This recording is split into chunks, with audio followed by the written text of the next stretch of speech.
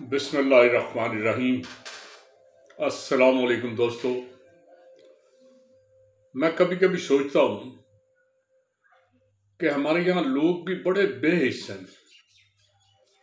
इन्हें लीडरी का म्यार नहीं पता, लीडरों की शर्मनाक हरकतों का नहीं पता, और पता भी है तो इन्हें परवाह कोई नहीं, जो मर्जी करें, जो इन्हें पसंद आ जाए वो जैसा भी है, बदतर से बदतर बंदा बन के ना हो, उसकी बातों में आ जाते हैं, उसे पूछते हैं, उसकी परस्तिश करते हैं। ये बुत शिकनी के मर्तकब हो रहे हैं, और ये जैसे कहते हैं कि बदतरीन फेल है कि रब्बुल इज़्ज़त के अहकाम है कि अपने में से बेहतरीन बंदा चुनो, लेकिन हमारा मजाज ही नहीं हमें चुनने का। मैं एक वाक़या पढ़ रहा था, काफ़ी दिन हुए पढ़ा था, फिर मैंने वो थोड़ा सा रिपीट किया। हिंदुस्तान का एक शहर है इलाहाबाद, एक सूबा था, उसका पहले पता नहीं क्या नाम था, पार्टीशन के बाद इंडिया ने उसका नाम उत्तर प्रदेश रख दिया। उसका शहर है इलाहाबाद। इलाहाबाद में एक सहाफ़ी सड़कों पे फिर रहा था कि कोई खबर मिले तो अपने अखबार के लिए पहुंचाए। वो एक मोहल्ले में से गुजरा तो क्या देखता है कि एक मालिक मकान है, लोग उसे कुछ मना रहे हैं, और वो एक किराएदार है, वो बेचारा सर झुकाए एक साइड पे खड़ा है। वो कह रहा था कि इसने 14,000 रुपया मेरा किराया नहीं दिया कई महीनों का, और किराएदार कह रहा था कि मेरी पेंशन किसी वजह से लेट हो गई है, वो 2 या 3 दिन में आ जाएगी तो मैं आपको किराया दे दूंगा। मोहल्लेदार कह रहे थे कि ये इंतहाई शरीफ आदमी है, सादा सा आदमी है, इतने दिनों से मोहल्ले में रह रहा है, पता ही नहीं चलता है कि नहीं, आता है चुप करके चला जाता है, क्या करता है किसी को नहीं पता। तो ऐसा शरीफ आदमी मोहल्ले में अच्छी बात है, तो इसे 2-4 दिन दे दो। लेकिन वो मालिक मकान नीचे आने को तैयार ही नहीं था। उसका मतलब था मैं किराया लेके छोड़ूंगा।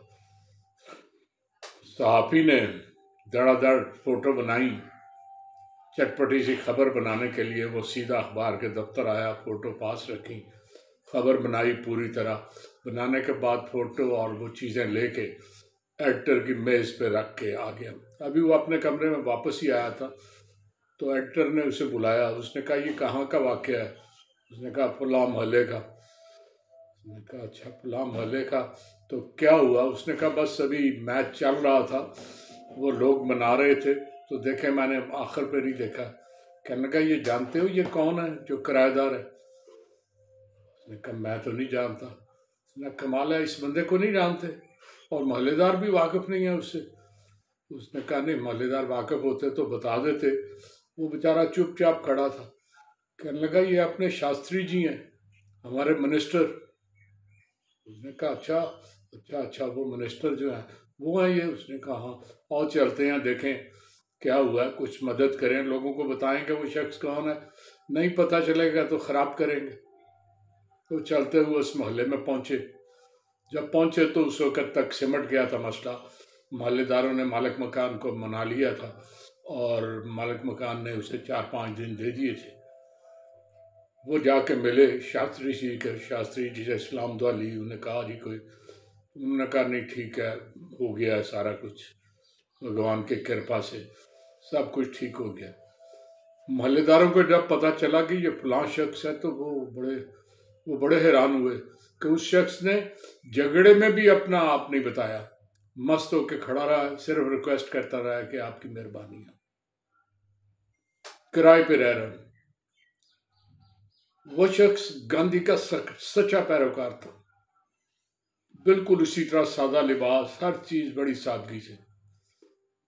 जब तकसीम नहीं हुई थी तो 1937 के इंतखाबात में वो सूबे का, अपने सूबे में जो मेंबर होते थे, एमएलए, मेंबर लेजिस्लेटिव असेंबली, वो पहली दफ़ा हुआ। फिर 1946 में दोबारा इलेक्ट हुआ। जब आज़ादी तकसीम मुकम्मल हो गई तो सूबे में कांग्रेस की गवर्नमेंट कायम हुई।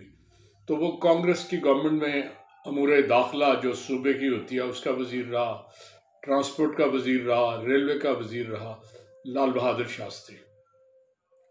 ये वाक़या 1961 का है।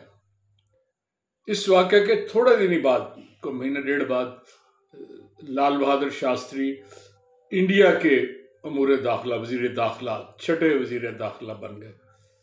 चनाचे जिस मोहल्ले में जिस बंदे को नहीं भी पता था, उसे उसकी अजमत, उसके स्टेटस और उसके कांग्रेस में जो उसको मुकाम हासिल था, उसके बारे में उस शख्स को भी पता चल गया। लाल बहादुर शास्त्री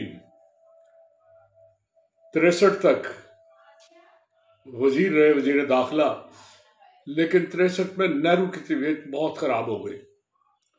चनाचे अमूर मुल्क के जो चलाने थे उसके लिए किसी बंदे की ज़रूरत थी। चनाचे ये जो जिम्मेवारी थी कि अमूर मुल्कत कौन चलाए, वो लाल बहादुर शास्त्री के सर पे आ पड़ी। चनाचे इन्हें वजीर बेमहकमा बना के नेहरू जी के साथ काम करने के लिए लगा दिया गया। 64 में नेहरू फौत हो गए। नेहरू फौत हुए तो ये मेरा ख्याल है जून 64 की बात है। जून 64 में ये भारत के वजीर आज़म मुंतखब हो गए। तो भारत के वजीर आज़म के तौर पे इन्होंने ताशकंद मुआहिदा पाकिस्तान के साथ किया। आपने ताशकंद मुआहिदे की बहुत बात सुनी होगी। भुट्टो साहब एक थैला लिए फिरते थे जिसमें वो कहते थे ताशकंद की बिल्ली मेरे पास है, मैं किसी वक्त भी इसे बाहर निकाल सकता हूँ। भुट्टो साहब चले गए, दुनिया से निकल गए, लेकिन वो बिल्ली कभी थैले से बाहर नहीं आ सकी। तो ये वाजपेयी ताशकंद मुआहिदा करने के बाद उसी रात ताशकंद में इत्तेफाक से हरकत कलब बंद होने से फौत हो गए। एक बहुत बड़े लीडर थे जिन्होंने हिंदुस्तान के लिए बहुत कुछ किया। हो सकता है आप मेरी एक बात आपको बुरी लगे जो मैं आप करने जा रहा हूँ। पाकिस्तान की मईशत, पाकिस्तान के समाजी हालात, सियासी हालात बहुत बहुत ख़राब हैं और शायद उसकी वजह हमारे लीडरान है। हिंदुस्तान में गुर्बत ठीक है, बहुत है, हिंदुस्तान में और भी बहुत कुछ है। मोदी हमारे साथ बहुत बुरा है, लेकिन मोदी अपनी कौम के साथ बिल्कुल सच्चा लीडर है। वो किसी ना खुद कोई माल लेके बाहर जाता है, ना किसी दूसरे को इलीगल तौर पर कोई चीज़ ले जाने की वहाँ से इजाज़त देता है। वो भारत की अगर सुपरविजन कर रहा है तो दिलेरी से और दयानतदारी से कर रहा है।